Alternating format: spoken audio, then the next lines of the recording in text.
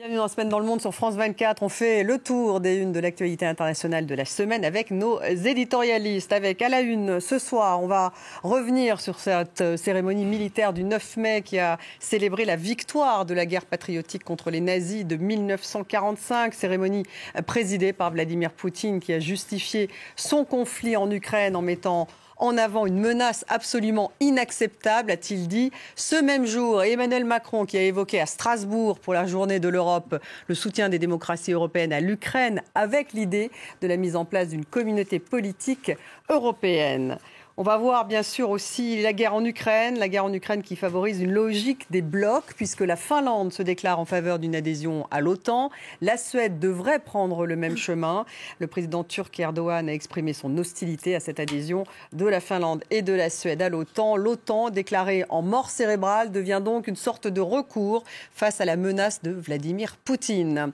On reviendra également sur la mort de Shirin Abu Akleh, journaliste star d'Al Jazeera, tuée alors qu'elle couvrait une opération de l'armée israélienne à Jenin, en Cisjordanie. Ses funérailles ont eu lieu ce vendredi dans une église à Jérusalem, au lendemain d'une cérémonie officielle à Ramallah, en Cisjordanie, où des milliers de Palestiniens lui ont rendu hommage. Enfin, en France, politique, avec Jean Castex, qui ne démissionnera pas avant son retour du Vatican. Ça sera dimanche, mais le Premier ministre français a fait ses adieux à son gouvernement hier soir, jeudi, lors d'un dîner. Les spéculations, bien sûr, autour de celui ou celle qui lui succédera continuent. Emmanuel Macron reste maître des horloges. L'incertitude plane donc encore sur la date précise du changement de gouvernement. On va faire le tour de ces sujets avec Elsa Vidal, qui est à côté de moi. Bonsoir Elsa, bonsoir. Chef de la rédaction russe de RFI. Oui. Bienvenue dans La Semaine dans le Monde. Merci. En face de vous, Laure Simouès. Bonsoir Laure, bonsoir. Directrice éditoriale de Cartooning for Peace. Ziad Limam, bonsoir Ziad, directeur du mensuel Afrique Magazine. Et vous titrez sur la France, là, justement à quelques jours de la nouvelle nomination de celui ou celle qui va devenir chef du gouvernement. Donc c'est la France fracturée. Bon, ça c'est un constat. Oui, qui n'est pas nouveau, mais il faut le rappeler. Oui, c'est ça, voilà. Il faut le rappeler. Et aller un peu plus loin. Et aller un peu plus loin. Marc Sémon, en face de vous. Bonsoir Marc, rédacteur en chef adjoint Débat Idées au journal Le Monde. On va commencer avec Vladimir Poutine et cette fameuse cérémonie du 9 mai qui célébrait donc la victoire de 1945 sur l'Allemagne nazie. Vladimir Poutine a justifié son conflit en Ukraine en mettant en avant une menace absolument inacceptable. Cette cérémonie est à mettre en parallèle, c'était le même jour, c'était lundi, avec le discours d'Emmanuel Macron à Strasbourg pour la journée de l'Europe. Le président français a évoqué le soutien des démocraties européennes à l'Ukraine. Avec cette idée, on va y revenir bien sûr, de la mise en place d'une communauté politique européenne. Alors on va écouter Vladimir Poutine et Emmanuel Macron. L'Occident se préparait ouvertement à une opération de représailles dans le Donbass et en Crimée. À Kiev, on parlait de possibles armes nucléaires. L'OTAN se rapprochait de notre territoire. Ainsi, petit à petit, une menace inadmissible pour nous planait au-dessus de nos frontières. Vladimir Poutine et manifestement, on n'a pas Emmanuel Macron, me dit-on dans l'oreillette. Elsa, cette cérémonie, en tout cas, c'était, on peut dire, le récit historique de Vladimir Poutine qui lui permettait finalement de justifier l'invasion de l'Ukraine. Oui, ça a été ça, mais on s'attendait à quelque chose de beaucoup plus grandiose et affirmatif. Et à mon sens, on a vu une intervention de Vladimir Poutine qui était un peu en mode mineur, un peu en retrait, plutôt tactique au sens où il se ménageait beaucoup de portes de sortie et de manière plus classique, mettant en avant la responsabilité du recours à la force sur le monde extérieur qui constituait une menace, en insistant bien sur le fait, posture qu'on a déjà vue de manière assez répétitive, que la Russie avait dû user de la force pour se défendre dans une attaque préemptive ou préventive, ce qui est un concept extrêmement pervers en termes internationaux. Voilà, première chose. Donc plutôt à minima. Hein. Et Oui. est-ce que ça signifie quelque chose, le fait, on s'attendait à quelque chose effectivement de plus fort, où il n'avait pas de victoire à annoncer? Oui, on avait dit déjà qu'il n'aurait pas de victoire à annoncer. En même temps, il aurait tout à fait pu recourir à un discours propagandiste. Et on a vu des défilés à Mariupol avec le ruban de Saint-Georges. On a vu quelques défilés dans d'autres villes. Ils auraient pu s'appuyer sur ça. Et en réalité, il y a quelque chose qui a été peut-être sous-estimé de notre côté, c'est que c'était un discours à destination de la population russe, et que cette fête du 9 mai, c'est une fête familiale. Donc c'est une fête de la mémoire, c'est une fête de la célébration de l'effort consenti et du sacrifice consenti par la Russie, même s'il y a un amalgame qui est fait entre l'Union soviétique d'alors et la Russie d'aujourd'hui. Et c'est aussi le moyen de montrer encore une fois que la Russie n'est pas un pays agressif. C'est un pays qui intervient quand il est attaqué, comme Vladimir Poutine aime à le rappeler quand il parle de la Seconde Guerre mondiale. Propagande. Oui, parce qu'il ne rappelle jamais que l'Union soviétique a signé un pacte Molotov-Ribbentrop, et que c'est pour ça qu'initialement elle n'était pas engagée dans la guerre. Le pacte de non-agression. Marc Semo, alors il n'y avait pas de victoire effectivement affichée pour Vladimir Poutine. C'est intéressant de mettre en parallèle son discours, le discours du président russe, et puis ce même jour, le discours d'Emmanuel Macron devant le Parlement européen, où là, il y a à nouveau un engagement des Européens auprès de l'Ukraine. Est-ce que finalement, on est dans deux visions du monde qui s'affrontent? Oui, évidemment. Mais surtout, ce qui était très frappant, c'est qu'à la fois, Vladimir Poutine, d'où ce discours finalement défensif, un peu en demi-teinte, n'a pas grand-chose à célébrer par rapport à ce qui étaient ses objectifs initiaux, ses ambitions initiales de prendre Kiev, renverser le gouvernement, prendre l'Ukraine. On est dans une guerre qui est en train de s'enliser.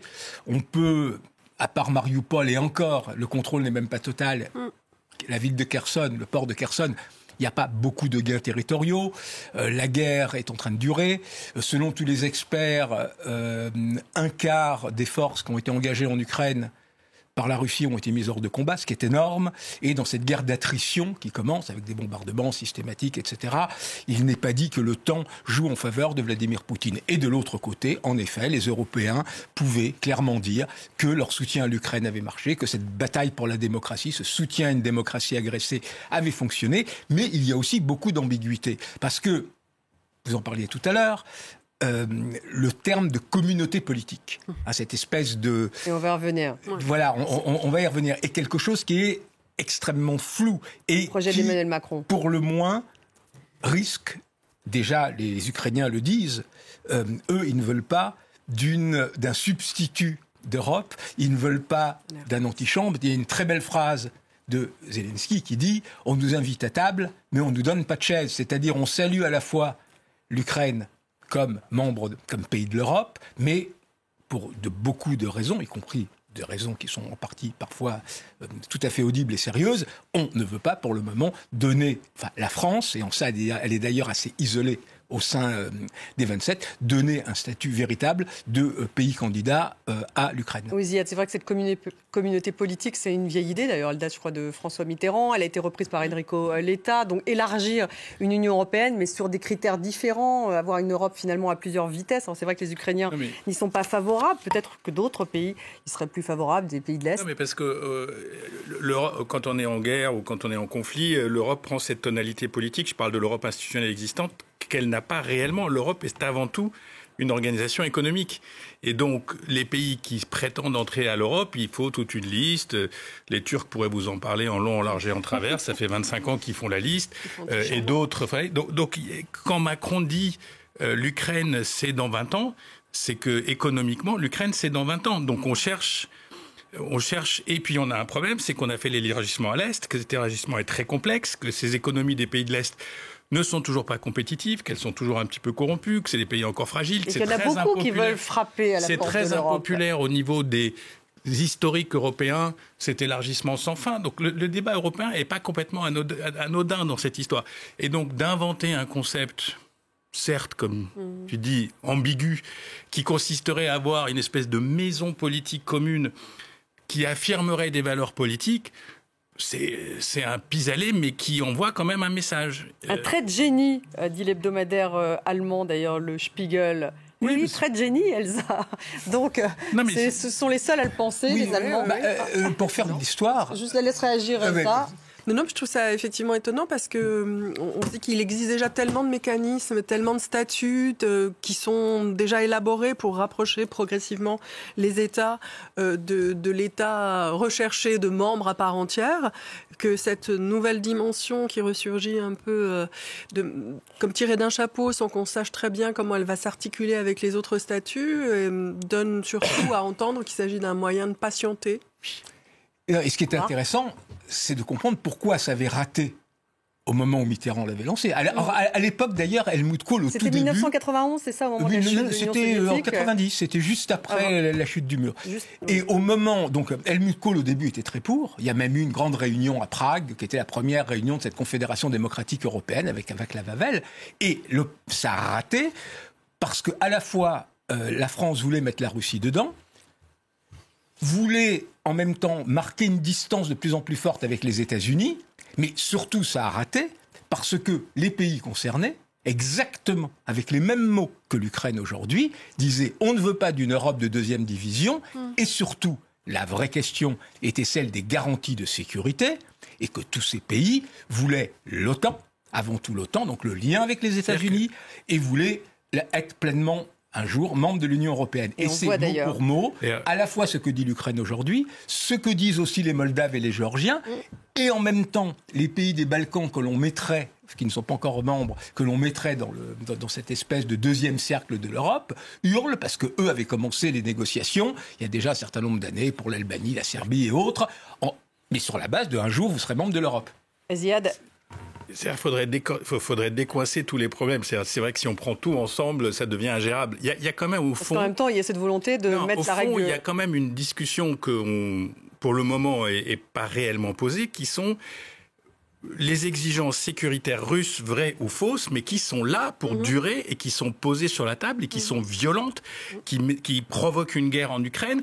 Les Russes ont un argumentaire qu'on peut discuter, mais qui vont pas retirer du jour au lendemain. Quand ils parlent des promesses trahies, quand ils disent que l'élargissement de l'OTAN, quand ils disent tout ça, ils ont quand même un discours. Et je pense que chez certains Européens historiques, ce discours est entendu. Et on cherche des espèces de mécanismes qui permettraient de sortir de la guerre, de trouver une espèce d'astuce géopolitique ou de deal géopolitique, ce qui n'intéresse pas les Américains. Pour inclure les démocraties, c'est un peu ça. On est quand même confronté à cette réalité que les Américains voient de manière totalement différente. Eux, les Américains, s'ils pouvaient ratatiner le poutinisme et la Russie pour 50 ans, ils le feraient avec grand plaisir. Et ratatiner aussi l'Europe. Oui. Et rendre l'Europe, disons, un grand marché, mais pas une puissance politique. Alors Sergueï Lavrov, on l'a appris aujourd'hui, le chef de la diplomatie russe, je pensais qu'on allait l'entendre, mais manifestement... on va l'écouter, parce que c'est intéressant ce qu'il dit sur l'Union européenne. Tadjikistan. L'Union européenne est passée d'une plateforme économique constructive, telle qu'elle a été créée, à un acteur agressif et belliqueux qui affiche déjà ses ambitions bien au-delà du continent européen. Il se précipite exactement sur la voie que l'OTAN a déjà tracée, confirmant ainsi la tendance à la fusion avec l'Alliance nord-atlantique et serviront en fait d'appendice. C'est incroyable quand même, c'est des velléités impérialistes de l'Union européenne, un acteur agressif et belliqueux qui affiche des ambitions au-delà du continent européen. Ça, c'est ce que dit Lavrov. Donc réaction tout de même assez offensive. C'est important de savoir où il parle. Il parle au sommet des ministres des Affaires étrangères des États membres de la communauté des États indépendants.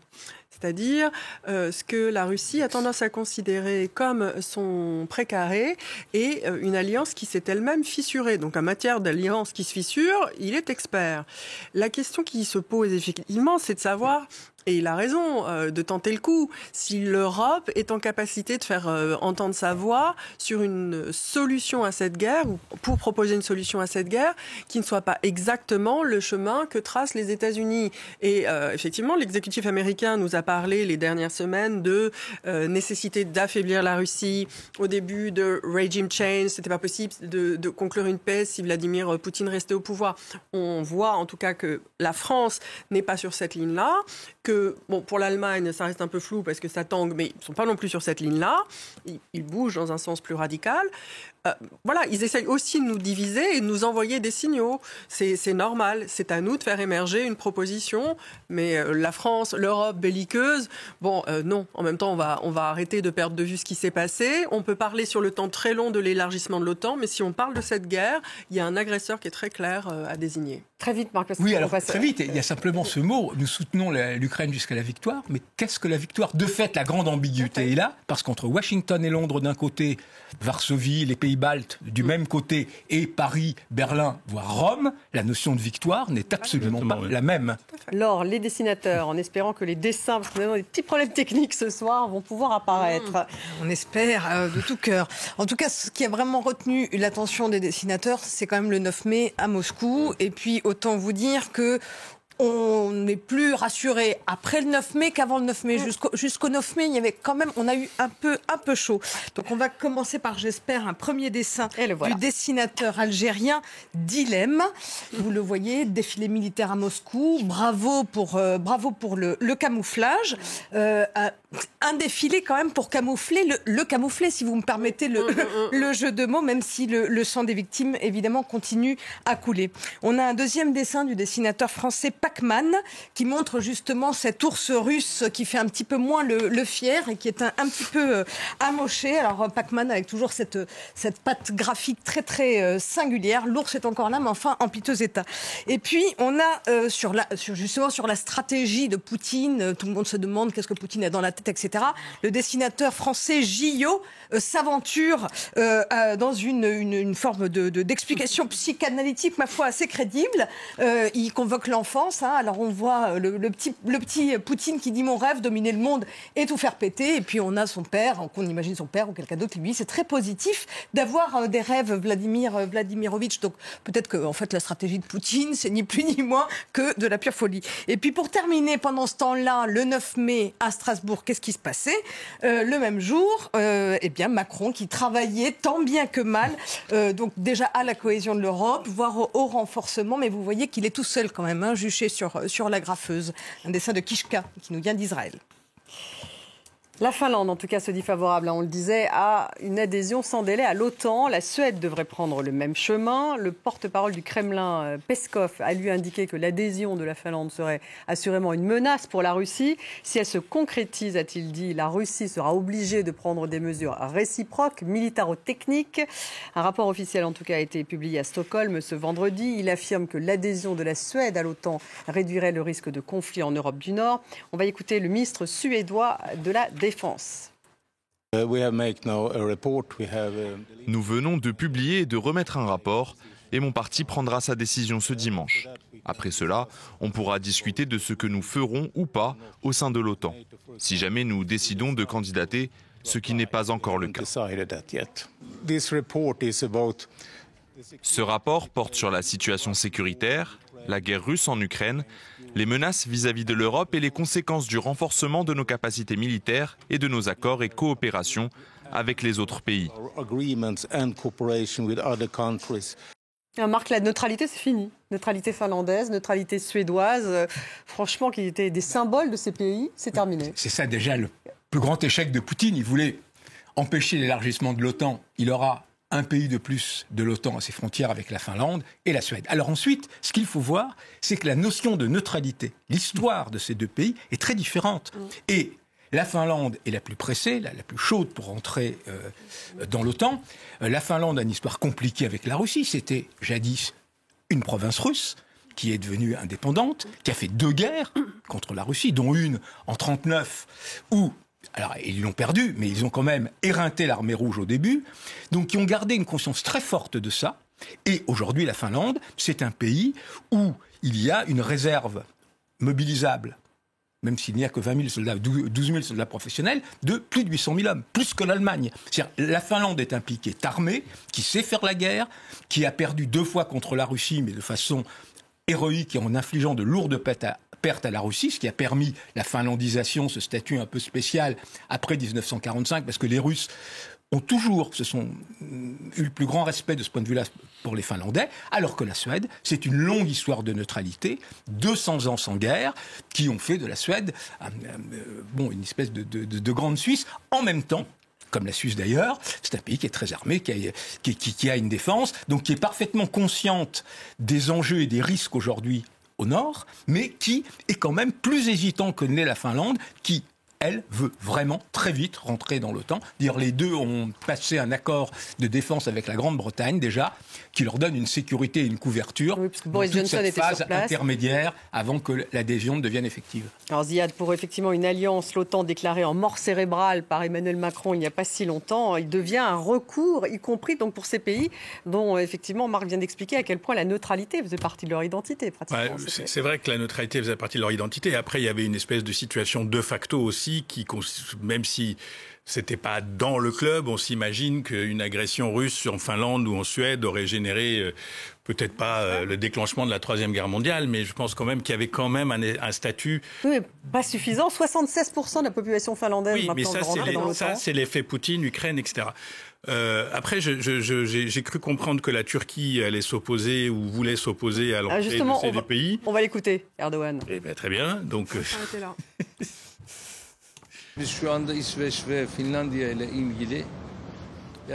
Nous suivons actuellement les discussions en Suède et en Finlande, mais nous n'avons pas une opinion positive à ce sujet. Ces pays ont fait une erreur sur l'OTAN et la Grèce. Vous savez l'attitude que la Grèce a eue contre la Turquie en se rangeant derrière l'OTAN. Nous, en tant que pays turc, nous ne voulons pas commettre une deuxième erreur sur cette question. Il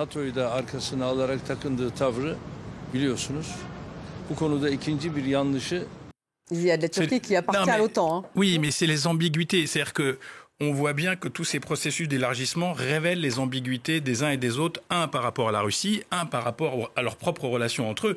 Je rappelle que la Turquie a été alliée, contre-alliée, ennemie de la Russie dans les derniers mois à plusieurs étapes successives. Ils ont voulu acheter, ou je ne sais même pas s'ils ont acheté les fameux S-300 russes, qui étaient quand même une véritable insulte au quartier général de l'OTAN.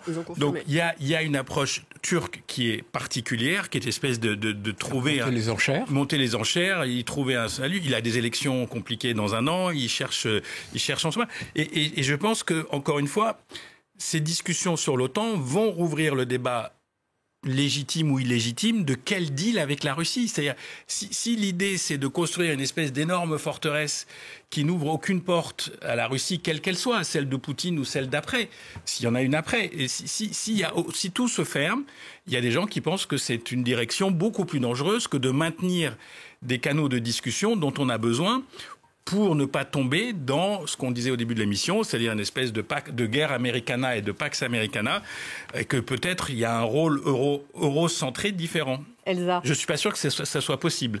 Elsa, oui, alors Moscou menace, bien sûr, et la Finlande et la Suède d'intervention. On ne sait pas très bien, en tout cas, pour le moment, la Russie, est-ce qu'elle est en mesure d'attaquer les pays nordiques ? C'est une vaste question, mais après le 9 mai qui soulevait toutes nos interrogations, on se retrouve avec cette question de la volonté de ces deux pays nordiques de rejoindre l'OTAN si elle se concrétise, avec un risque bien plus évident de perturbation pour les Russes, puisqu'on se retrouvera dans la configuration qui n'était pas vraie au moment où ils ont commencé la guerre, mais donc de l'OTAN aux frontières de la Russie. Ce qui est donc, a priori, exactement ce qu'ils souhaitent éviter. À ce problème près que donc on va effectivement doubler la frontière commune entre l'OTAN et la Russie. 1300 km de frontière commune avec la Finlande. Donc on voit mal comment on pourra échapper à des tensions croissantes. Alors peut-être que ce sera que des invasions, c'est-à-dire des infractions et des entrées préméditées dans l'espace aérien finlandais comme on l'a vu les derniers temps. Mais je pense qu'il pourrait y avoir quand même loin entre cette déclaration finlandaise et suédoise et sa concrétisation. Puisque pour que ça se concrétise, il faudra un sommet de l'OTAN et il faudra l'unanimité. Des 30 pays qui appartiennent à l'OTAN, dont la Turquie. Ouais, et ce faisant, Erdogan, il rappelle aussi que certes, il n'est pas aligné sur Moscou, mais il n'est pas aligné sur l'Europe non plus, et il est son propre centre de décision. Ce en quoi il est complètement en harmonie avec la Russie également. Ils ne sont pas alliés, mais ils sont d'accord pour contester ce qu'ils appellent l'hégémonie occidentale. Mais il appartient à l'OTAN, et pour l'instant, en tout cas, le patron de l'OTAN a dit qu'effectivement, ils allaient les accueillir les bras ouverts. puis il y a d'autres pays, à part la Turquie, qui pourraient être ambigus, à commencer par la Hongrie. C'est peut-être le premier. La Hongrie, Elle aussi, il faut de l'Union européenne et de l'OTAN.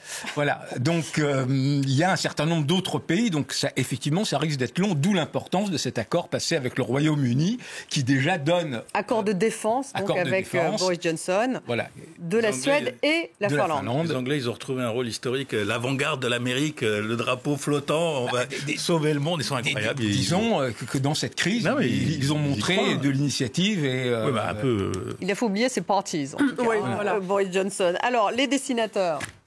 Oui, on parle de neutralité, on va partir en Suisse avec un dessin de Hermann, dessinateur suisse, qui est particulièrement drôle, j'espère qu'on le voit. Là, j'arrive pas à lire. Il est là, on le voit. Oui. La Finlande veut adhérer à l'OTAN. Merci, veut adhérer à l'OTAN. C'est quand même extraordinaire. Ou comment l'utilisation des clichés conduit immédiatement à l'effet comique. C'est la leçon numéro 1 du dessin de presse, de voir un Père Noël en plein mois de mai, et puis de voir l'avion Z, l'avion russe qui s'interroge, c'est quoi ce truc? Voilà, sur la neutralité. Il est extraordinaire. Et puis, pareil, un autre dessin du dessinateur belge Pierre Kroll, qui a aussi toujours le don de faire sourire avec des situations très simples. Il dit beaucoup, la Suède et la Finlande veulent rejoindre l'OTAN. On a le grand méchant Poutine, la bardée de ses armes, etc., qui toise gentiment la petite Greta et puis la jeune Sanna Marin, la première ministre finlandaise. Vous avez peur de quelque chose, demande-t-il? Et c'est tout pour ce sujet. Alors justement, on va passer à toute autre chose avec Shirin Abu Akleh, cette journaliste star d'Al Jazeera qui a été tuée, vous le savez, alors qu'elle couvrait une opération de l'armée israélienne à Jenin, en Cisjordanie. Ses funérailles ont eu lieu ce vendredi dans une église à Jérusalem, au lendemain d'une cérémonie officielle à Ramallah, en Cisjordanie, où des milliers de Palestiniens lui ont rendu hommage. Il y avait beaucoup d'émotions sur place. Elle était une journaliste respectée. C'est ce que nous disait d'ailleurs le journaliste Charles Anderlin hier. On va l'écouter. C'était une très bonne journaliste qui travaillait, vous l'avez dit, pour la chaîne de satellitaire Al Jazeera. Elle montrait le côté palestinien, utilisait son langage, montrait les méfaits de l'occupation israélienne. Assez équilibrée, on l'a rarement prise en défaut. C'était aussi une bonne collègue, également pour les journalistes israéliens qui travaillaient sur le terrain, avec qu'elle pouvait aider à l'occasion quand ils étaient un peu en difficulté. C'était, je crois que sa perte pour le milieu du journalisme dans la région, sa perte sera effectivement ressentie. Marc Semo, alors c'est vrai qu'il y a une enquête du côté des Américains qui demande une enquête indépendante. Peut-être que ça sera nécessaire véritablement si... Est-ce que ça sera faisable aussi? C'est la question qu'on peut se poser aujourd'hui. C'est toujours la question qu'on peut se poser dans tel cas. La nécessité d'une enquête indépendante est évidente, d'autant que les autorités israéliennes ont été pour le moins cafouilleuses dans la première journée, donnant une version comme quoi non, elle avait été tuée par des tirs palestiniens, parce que les Palestiniens ont eux aussi des M16 comme fusil. Ensuite, ils sont revenus en arrière. Ensuite, des témoignages ont montré qu'à l'heure où elle est morte, il n'y avait pas de tir à ce moment-là palestinien. Donc, il y a énormément de choses à essayer de comprendre et d'apurer. Alors, par ailleurs, l'autorité palestinienne a aussi refusé de son côté la proposition des autorités israéliennes de mener une enquête conjointe pour exiger une enquête internationale. Bon, on est aussi là avec la mort de cette journaliste qui était un symbole, qui était effectivement une grande journaliste que tout le monde connaissait, que tout le monde regardait, qui était vraiment une voix symbolique. On le voit aussi l'émotion qu'a suscité son enterrement à l'église. Elle était chrétienne née à Bethléem. Voilà, donc va commencer aujourd'hui le bras de fer sur qu'est-ce qui s'est réellement passé. C'est effectivement quelque chose qui est, sinon un tournant dans ce conflit, parce qu'il y en a eu tellement, c'est quand même un moment dramatique et important. Un moment dramatique et important, Ziad ? Oui, c'est dramatique, oui. C'est dramatique et la stature du personnage fait qu'on en parle. Après, ça arrive tous les jours, des gamins qui se font shooter. Après, peut-être pas. Je veux dire, c'est vrai qu'il y a une enquête, mais bon, les circonstances quand même semblent montrer que il y a une responsabilité plus ou moins directe de forces israéliennes, lesquelles, comment, etc. Bon, on verra bien, mais tous les jours ça arrive, tous les jours il y a quand même une population occupée qui n'est pas protégée par le droit. Moi, je pense que c'est une vraie discussion. C'est-à-dire, admettons qu'Israël soit une puissance occupante, il y a des conventions, il y a des règles, il y a les conventions de Genève, il y a des textes, il y a des tas de choses. Quand on a dans la même semaine une décision de la Cour suprême qui dit on va expulser 1500 personnes, le droit israélien s'interpose par rapport au droit international, il y a cette affaire tragique, il y a un gamin de 18 ans qui en prend une. Je veux dire, il y a un moment, il y a les scènes surréalistes aujourd'hui qu'on a vu sur l'intervention de la police à Jérusalem sur la procession. Donc ça, c'est la partie émotive et c'est la partie comment protéger cette population. Et la deuxième chose, c'est que les Palestiniens sont souvent otages d'une situation politique israélienne. Et aujourd'hui, la situation politique israélienne est particulièrement tendue. D'abord, il y a des attaques terroristes qui ont tué des gens. Il y a un gouvernement qui est pratiquement minoritaire qui joue sa peau. Donc c'est pas le moment où on va ouvrir des portes, montrer qu'on est conciliant avec les Palestiniens, etc. Donc c'est le moment où il faut en rajouter, etc. Donc tout ça est assez tragique et malheureusement répétitif. Elsa, en tout cas, c'est une onde de choc qui risque encore d'aggraver les tensions que vient de décrire Ziad. Oui, c'est évidemment... Encore une fois, et la population civile et ceux qui s'approchent, donc les journalistes, des lieux où elles souffrent le plus, qui sont visés, et en Russie et en Ukraine et dans ce conflit, les journalistes payent un très lourd tribut. Il y a de nombreux journalistes qui ont été tués, de nombreux journalistes pendant qu'ils remplissaient leur fonction de reporter, d'autres parce qu'ils ont aussi quitté... leurs fonctions ou étaient visées en tant que civils. Les journalistes et les populations civiles sont prises à partie. Et encore une fois, comme vous l'avez très bien rappelé, dans une guerre, il y a des règles, il y a des conventions et c'est aux armées de les respecter. Et RSF d'ailleurs demandait une enquête, là aussi, Marc Simon. Alors est-ce qu'on connaîtra un jour la vérité ? La vérité, faut espérer. La justice. La vérité et la justice. C'est nécessaire. C'est nécessaire. Alors, ça fragilise bien sûr aussi, il y a le côté politique, peut-être on peut y revenir, Marc, ça fragilise bien sûr la coalition de Naftali Bennett. Elle était déjà très fragile. Donc voilà, oui, ça la fragilise encore plus. Des dessinateurs, parce que j'ai l'impression que c'est à peu près tout ce qu'on a à dire sur le sujet. Oui, un premier dessin du dessinateur français Yass, elle aura été emblématique, elle aura couvert ce conflit israélo-palestinien jusqu'à en mourir, jusqu'à en être victime. Et c'est sûr qu'avec on l'a dit, avec le regain de tension récent, on se demande comment une enquête pourra sereinement avoir lieu et comment la vérité pourra éclore un jour. Et puis enfin, ce deuxième dessin de la dessinatrice tunisienne Dlog qui pour échapper un peu à la guerre des récits et pour sortir par le haut rend cet hommage universel à la journaliste qu'elle a été et puis à tous les journalistes qui font leur métier dans le monde. Voilà, alors qu'on fêtait la semaine dernière encore la Journée mondiale de la liberté de la presse. Politique française, on va en faire un peu quand même, avec les derniers jours de Jean Castex comme Premier ministre. Derniers jours qui durent. Oui, il y a eu les petits fours il y a 10 jours, le dîner hier. Bref, il y a encore le Vatican effectivement dimanche.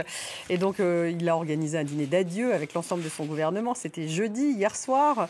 Il va donc se rendre au Vatican, toujours en qualité de Premier ministre, alors qu'aujourd'hui devait être son dernier jour pour la canonisation de 3 Français, dont Charles de Foucauld. Il va donc repousser au moins jusqu'à lundi, voire mardi peut-être, la démission du gouvernement. L'incertitude plane toujours donc sur la date précise du changement de gouvernement. Alors Ziad, parce que je vois que ça vous fait vraiment réagir. Bon, d'abord, qu'est-ce qu'on en retient, surtout pour un public international, que ces 2 années de Jean Castex, parce que oui, il était là le 3 juillet 2020. C'était l'homme du territoire avec son accent. Je pense que vu de l'extérieur, la France des 2 dernières années et celle de Castex, c'est le Covid. Et le dérèglement général que le Covid a créé, y compris dans les relations de la France, etc. Il est très peu intervenu sur les questions régaliennes externes, sur Barkhane, sur la situation au Sahel. Donc il était le gestionnaire de la machine en période covidienne. Bien géré ?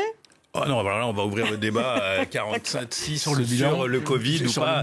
Non, mais il est un Premier ministre comme les veut Macron, et je pense qu'on peut en parler 2 secondes. C'est-à-dire que en ce moment, si vous voulez, le mystère, c'est est-ce qu'il ne trouve pas de Premier ministre ou est-ce qu'il profite du temps pour faire il a dit qu'il l'avait trouvé. Non, mais pour faire lui-même, parce qu'en fait, c'est ça qui est en train de se passer. Il est en train de faire sa campagne législative, il est en train de faire le chef de majorité, il y va, et donc il est fort probable, je ne m'avance pas, mais qu'on n'ait pas non plus une révélation d'un personnage Premier ministre spectaculairement autonome. Je vois pas pourquoi ça changerait, que ça soit un personnage plus social, que ça soit un personnage peut-être féminin. On parle beaucoup d'une femme. Oui, c'est possible, mais il y a un patron, et je pense pas que ça... C'est pas les élections qui ont changé cette donne. Il s'aperçoit que quand il parle, quand il fait campagne, ça marche pas si mal finalement.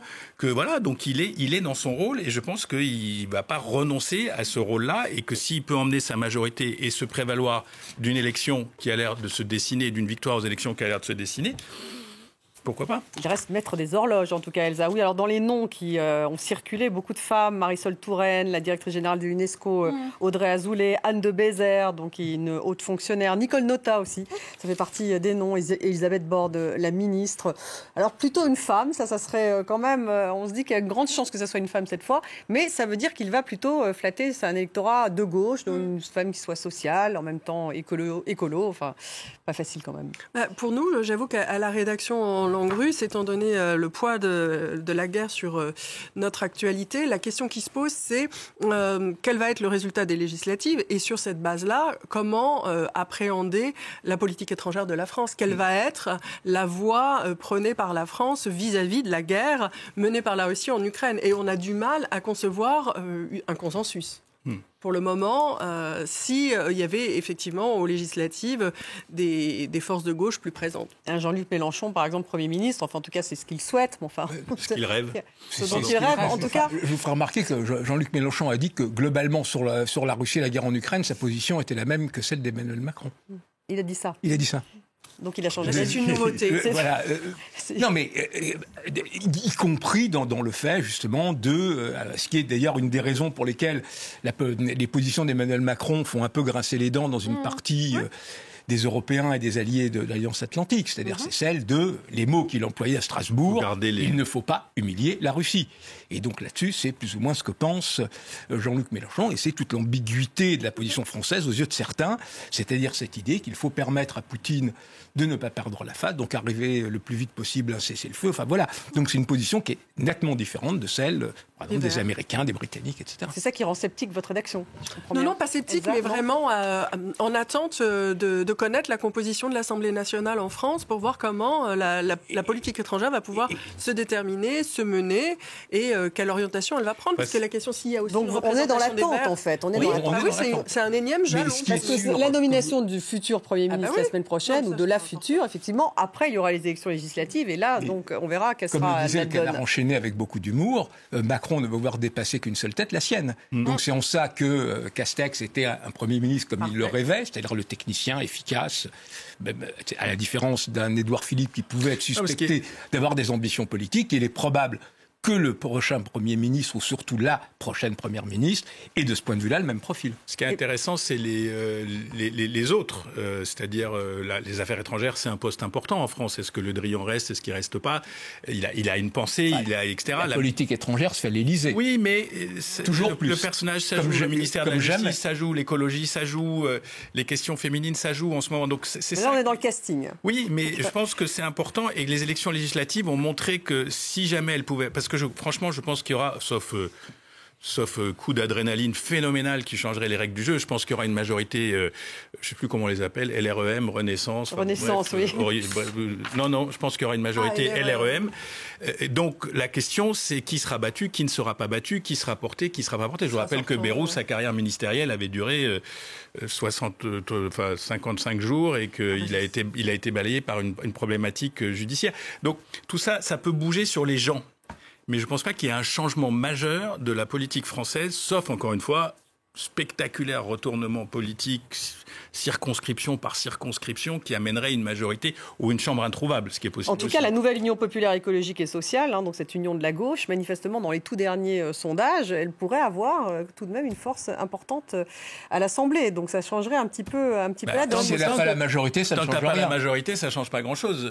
Et à partir du moment où Renaissance a la majorité, même de peu, bon, ben voilà, ça Oui, ils joueront à la fonction tribunicienne dans laquelle excelle Jean-Luc Mélenchon. Oui, ce qui est bien aussi, parce que d'avoir 100 ou 120 députés, c'est pas la même chose que d'en avoir 50 ou 150, donc ça fait du bruit, ça mobilise les gens, etc. Mais quand on regarde la carte électorale aujourd'hui, quand on regarde les spécialistes qui parlent de circonscription par circonscription, d'abord c'est un scrutin qui joue en défaveur du Front National. Donc, déjà, l'extrême droite ne fera pas un score spectaculaire.